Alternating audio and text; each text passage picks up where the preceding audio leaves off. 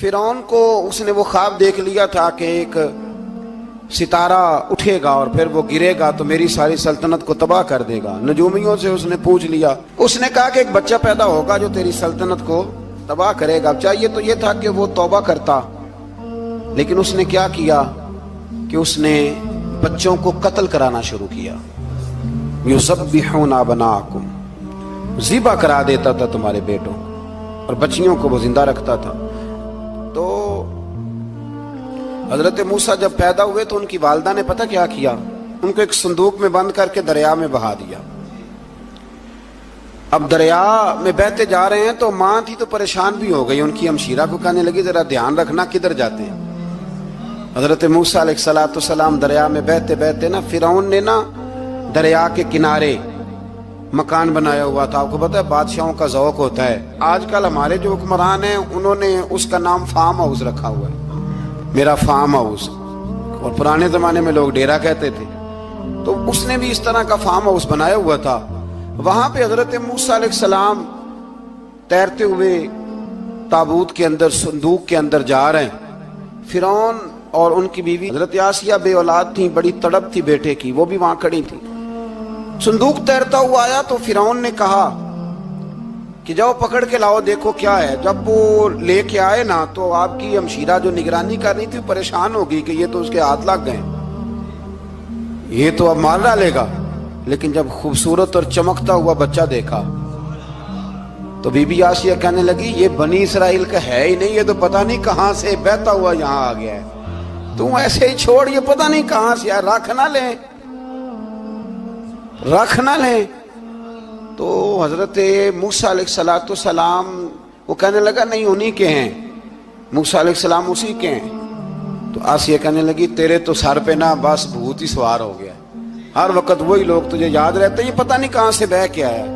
اب رکھ لیا، مان گیا فرعون۔ آپ فرعون کے گھر میں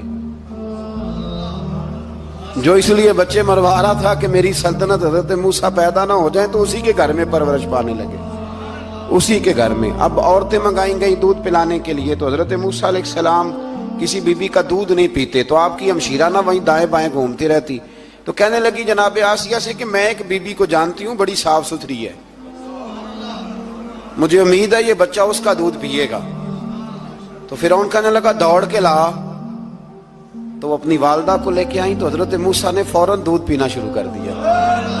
فرعون کو پھر تھوڑا شک ہوا۔ ایک روایت یوں بھی لکھی ہے بعض لوگوں نے کہ فرعون ایک دن اٹھایا ہوا تھا حضرت موسیٰ کی، ابھی تھوڑی سی عمر تھی، تو آپ نے اس کی داڑھی پکڑ کے تو ایک گھونسا دے مارا، جلالی تو شروع سے ہے نا۔ تو کہنے لگا آسیہ تو مان نہ مان یہ بچہ وہی ہے۔ تو حضرت بی بی آسیہ کہنے لگی کہ تجھے غلط فہمی ہے، یہ وہ نہیں ہے۔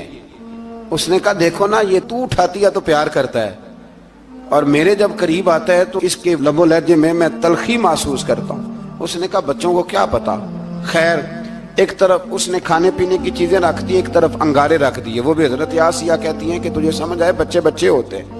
حضرت موسیٰ بچے تو تھے پر تھے تو اللہ کے نبی نا، اللہ کے نبی تھے۔ جب اس نے کہا نا یہ بچے ہیں تو حضرت موسیٰ علیہ السلام بجائے انگاروں کی طرف جانے کے، نبی تھے، وہ سیدھے کھانے پینے والی چیزوں کی طرف بڑھنے لگے۔ فرعون کہنے لگا اب بتا۔ اللہ تعالیٰ نے حضرت جبریل کو بھیجا، انہوں نے کہا ادھر نہیں جانا آپ ادھر جائیے۔ تو آپ آگ کی طرف گئے اور ایک کوئلہ اٹھا کے زبان پہ رکھ لیا۔ تو آسیہ کہنے لگی سمجھ آئی، بچے کو کیا پتا کدھر جانا ہے کدھر نہیں جانا، اگر وہ اتنا ہی خیال ہوتا وہی بچہ ہوتا تو آگ۔ اور بعض مفسرین نے لکھا ہے یہ جو حضرت موسیٰ دعا مانگتے تھے نا رب اشرح لی صدری ویسر لی امری، یہ وہ آگ کا انگارہ جب کوئلہ منہ میں رکھا تھا نا تو اس کی وجہ سے زبان میں کچھ لکنت آ گئی، تو آپ دعا کرتے تھے کہ یا اللہ میری زبان کی وہ بند گرا کھول دے تاکہ میں کھل کے فرعون کے سامنے بات کر سکوں۔ وہیں حضرت موسیٰ پلنے لگے، وہیں پلے، وہیں جوان ہوئے، وہیں اللہ نے ساری دولتیں دی، بہن بھی ملی، ماں بھی ملی، اور سارے عزیزوں کا پیار بھی ملا۔ اسی گھر کے اندر اللہ نے پرورش کر کے فرعون کے ظلم سے بنی اسرائیل کو نجات عطا فرمائی۔ موسیٰ بھی فرعون کے گھر میں پلنے لگے، اور جب جوان ہو گئے تو فرعون کے ہاں جو ظلم ہوتا تھا حضرت موسیٰ اس پر بول پڑتے تھے، جلال فرماتے۔ تو فرعون پھر ناراض رہنے لگا، یہاں تک کہ اس نے آپ کو نکال دیا آپ تشریف لے گئے وہاں سے. تو حضرت موسیٰ ایک دن شام کے وقت دوبارہ آئے بستی میں، لوگ سوئے ہوئے تھے. تو دو آدمی، ایک بنی اسرائیل میں سے اور ایک فرعون کی اپنی قوم میں سے، وہ دونوں آپس میں جھگڑ رہے تھے. لیکن وہ جو حضرت موسیٰ کی بنی اسرائیل کی قوم کا شخص تھا، اس پر وہ قبطی، وہ جو فرعون کے قریبی لوگوں میں سے تھا، وہ ظلم کر رہا تھا اور بوجھ اٹھانے کی بات کر رہا تھا. اب اس نے حضرت موسیٰ کو پکارا کہ یہ دیکھے میرے ساتھ کس طرح کی بات کر رہا ہے. تو حضرت موسیٰ کا ارادہ بھی نہیں تھا، آپ نے بس اس کو سمجھایا. پر کچھ لوگوں کو سمجھ، تو حضرت موسیٰ نے پھر ایک مکہ مارا، ایک گھونسا مارا، صرف ایک ہی. یہ کئی تگڑے اور دلیر اس طرح کے بھی ہوتے ہیں کہ گھونسا ایک بھی برداشت نہیں کرتے. وہ ایک مارا، آدمی دھڑام سے زمین پہ گرا اور ماری گیا. حضرت موسیٰ کا ارادہ نہیں تھا لیکن وہ مر گیا. حضرت موسیٰ علیہ السلام نے اس بات پر اپنے رب سے استغفار بھی فرمائی. قرآن کہتا ہے کہ انہوں نے معافی چاہی کہ اللہ میرا ارادہ نہیں تھا. بہرحال اگلے دن نا حضرت موسیٰ دوبارہ آئے. وہ سنا کرتے تھے نا ہم کہ بیوقوف دوست سے عقل مند دشمن بہتر ہوتا ہے. وہ کم از کم دشمنی تو عقل مندی سے کرتا ہے نا، لیکن جو بیوقوف دوست ہو بیوقوفی. حضرت موسیٰ دوبارہ آئے تو وہ بنی اسرائیلی اگلے دن کسی اور سے جھگڑا کر رہا تھا. پھر اس نے مدد کے لیے پکارا تو حضرت موسیٰ کہنے لگے مجھے لگتا یہ ہے کہ تیری عادت ہے، تو خود بڑا جھگڑالو ہے، تو نے روز نیا جھگڑا شروع کیا ہوتا ہے. حضرت موسیٰ جب اس کی طرف بڑے نہ ڈانٹنے کے لیے تو اس نے شور کرنا شروع کر دیا. کہنے لگتا ہے جس طرح آپ نے اسے کل قتل کیا تھا مجھے بھی قتل ہی کریں گے. یہ انسانوں کا مزاج ہے کہ آپ جب تک کسی کے طبیعت کے مطابق چلیں گے وہ راضی رہتا ہے، اور ذرا آپ اس کی طبیعت سے ہٹتے ہیں تو وہ شور کرتا ہے. اس نے کہا جی آپ مجھے بھی لگتا ہے ماریں گے. حضرت موسیٰ کلیم اللہ علی نبینا علیہ السلام کے بارے میں جب اس نے شور کیا تو بات پھر فرعون کے دربار تک گئی. وہ تو پہلے ہی بہانہ تلاش کر رہا تھا. اس نے کہا ڈھونڈو، پکڑو اور معاذ اللہ شہید کریں گے. کسی نے آ کے خبر دی کہ آپ جہاں سے ہجرت کر جائیں، اس لیے کہ آپ کے لیے یہاں حالات درست. اور بھائی یہ چھوڑ دیا کریں بات کہ فلاں آدمی کے حق میں فلاں جگہ حالات کیسے خراب ہوئے. تو نبی کریم علیہ السلام مکہ چھوڑ کے کیوں آئے؟ حضرت موسیٰ علیہ السلام نے ہجرت کیوں فرمائی؟ یہ ایک ایسی عجیب بحث ہے جس کو لوگ بلا وجہ چھوڑ دیتے، بلا وجہ چھیڑ دیتے ہیں. اور بالخصوص ایک خاتون نے ایک دفعہ مجھے پیغام دیا تو میں بڑی اس کی بات سن کے مجھے عجیب لگا.